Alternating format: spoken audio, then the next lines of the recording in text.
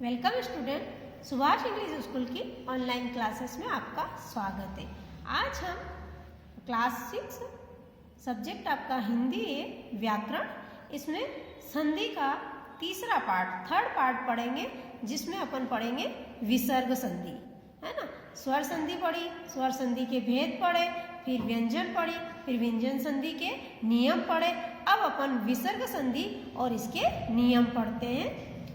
परिभाषा है विसर्ग, यानी ये जो दो डॉट होते हैं ये इनको विसर्ग बोलते हैं। ये कब लग जाते हैं ये नियम इसमें पढ़ेंगे। विसर्ग के साथ किसी स्वर अथवा व्यंजन का मेल होने से जो परिवर्तन सामने आता है उसे विसर्ग संधि कहते हैं। विसर्ग संधि के नियम, इनके भी कुछ नियम है। देखो, विसर्ग है ना, ये डॉट जो है इनको विसर्ग कहेंगे। इसके बाद च, विसर्ग के बाद च अथवा छ आने पर विसर्ग श में परिवर्तित हो जाता है। जैसे नीह प्लस च, है ना, क्या कहा, नीह, ये विसर्ग लगा है नी के साथ, तो अब ये काय में परिवर्तित होगा जब इसका मेल होगा। तो ये तो विच्छेद कर रखा है, अब इसका मेल होने पर ये विसर्ग काय में परिवर्तित हो जाएगा, किस में परिवर्तित हो जाएगा ये देखेंगे। निह प्लस चय, देखो निश्चय, है ना, ये जो विसर्ग था ये श में परिवर्तित हो गया, है ना। निह प्लस छल तो निश्चल। अगला है विसर्ग के बाद ट अथवा ठ आने पर विसर्ग श में परिवर्तित हो जाता है। जैसे धनु, विसर्ग है तो धनु ह बोलते हैं इसको, वैसे तो, है ना, विसर्ग को। तो धनु टनकार, अब क्या बोला था कि ट अथवा ठ, विसर्ग के बाद ट अथवा ठ, तो ये विसर्ग है, इसके बाद ट आया तो धनु प्लस टनकार, तो अब ये विसर्ग का किस में परिवर्तित होगा ये देखना है। धनुष, धनुष टनकार, ये श आया यहाँ, है ना। ये ट और ठ के आने के बाद ये श परिवर्तित हुआ, है ना, तो धनुष टनकार। नीह प्लस ठूर, ये ठ आया और ये विसर्ग है, अब ये, है ना, श में चेंज होगा तो किस तरह से होगा, निष्ठूर। अगला है विसर्ग के बाद त अथवा थ आने पर विसर्ग स में परिवर्तित हो जाएगा, है ना। पहले श फिर श, अब आया है स। नमः प्लस ते, है ना, त के कहा त और थ, तो ये नमः विसर्ग है ना, यहाँ ये डॉट लगा, नमः के बाद विसर्ग है और ये त, है ना, तो ते लिखा हुआ है यहाँ पे। तो क्या बोला इसने कि विसर्ग के बाद त अथवा थ आने पर ये स में परिवर्तित हो जाएगा, तो ये विसर्ग आया और ये त ते आया, तो यहाँ क्या आ जाएगा इसमें नमस्ते, ये विसर्ग काय में परिवर्तित हो गया, आदेश स में, तो नमस्ते। निह प्लस तेज, निस्तेज। अगला आता है विसर्ग के बाद श श स आने पर विसर्ग में कोई परिवर्तन नहीं होता है। जैसे दुह प्लस शासन, दुशासन। निह प्लस शुल्क, निह शुल्क। ये श श स, ये विसर्ग के बाद आने पर कोई भी परिवर्तन नहीं होता। ये इस तरह के शब्द अपनों ने देखे हैं। विसर्ग के बाद क ख प घ आने पर विसर्ग का लोप नहीं होता है ना। जैसे अंत प्लस करण, अंतःकरण। प्रातः प्लस काल, प्रातः काल। इन अक्षरों के आने, इन वर्णों के आने के बाद विसर्ग का लोप नहीं होता है। अगला है विसर्ग से पहले यदि ई या उ हो तथा विसर्ग के बाद क ख प फ हो तो विसर्ग श में परिवर्तित हो जाता है। जैसे दुह प्लस कर्म, दुष्कर्म। दुह प्लस परिणाम, दुष्परिणाम, है ना, ये विसर्ग काय में परिवर्तित हो गया, श में। अगला है विसर्ग के उपरांत य, र, ल, व, ह आने पर विसर्ग ओ में परिवर्तित हो जाता है, जैसे मनः प्लस योग, है ना। ये ओ की मात्रा लगी हुई है य के, और ये इसके उपरांत विसर्ग के उपरांत य आया, तो अब ये कैसे चेंज हो जाएगा, मनः प्लस योग, है ना।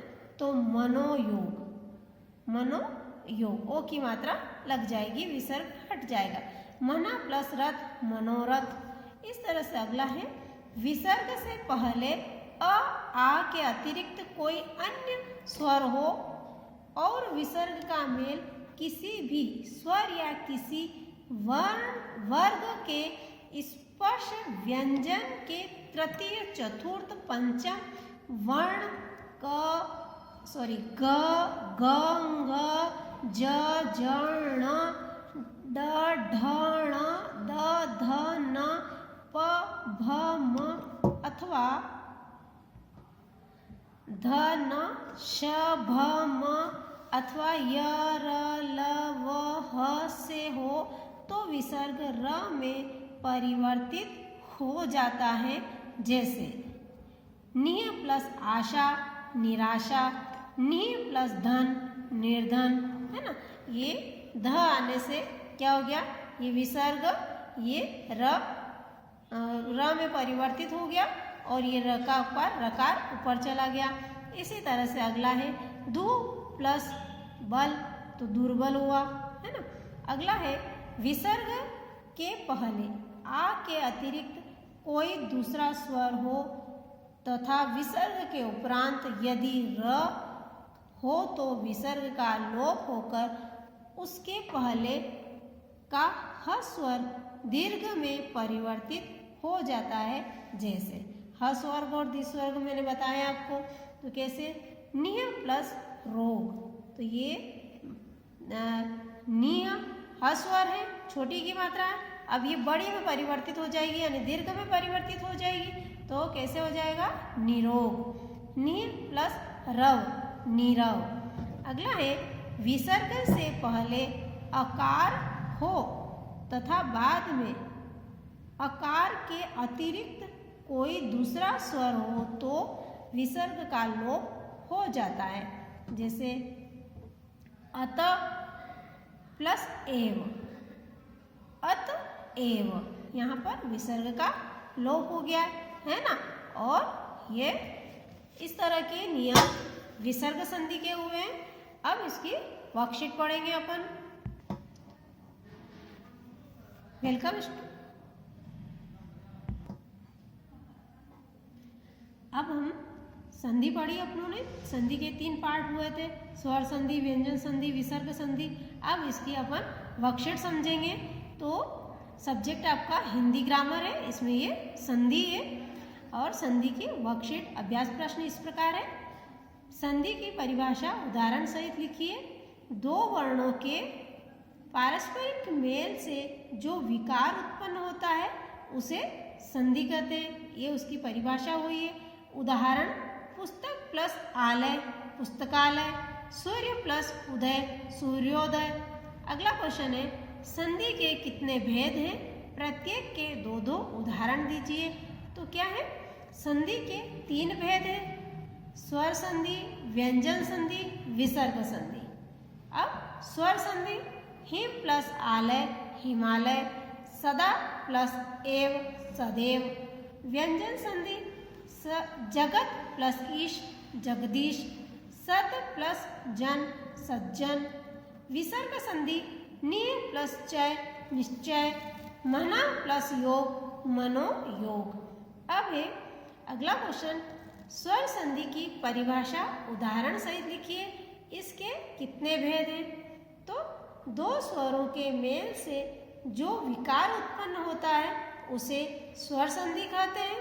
उदाहरण भोजन प्लस आलय, भोजनालय, गिरि प्लस ईश, गिरीश।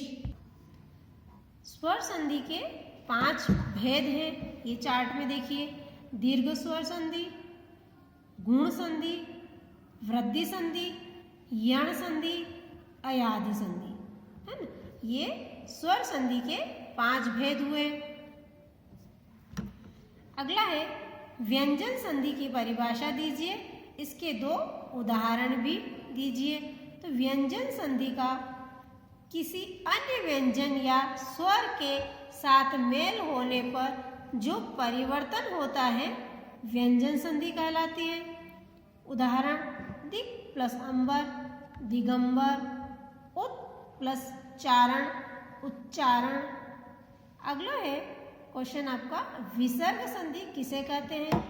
तो विसर्ग के साथ किसी स्वर अथवा व्यंजन का मेल होने से जो परिवर्तन सामने आता है उसे विसर्ग संधि कहते हैं। उदाहरण निह प्लस चय, निश्चय, मन प्लस रथ, मनोरथ। ये आपकी वर्कशीट संधि की वर्कशीट कंप्लीट हुई है। इसे आप अपनी फेयर कॉपी में सुंदर अक्षरों में लिखना है और याद भी करना है। धन्यवाद।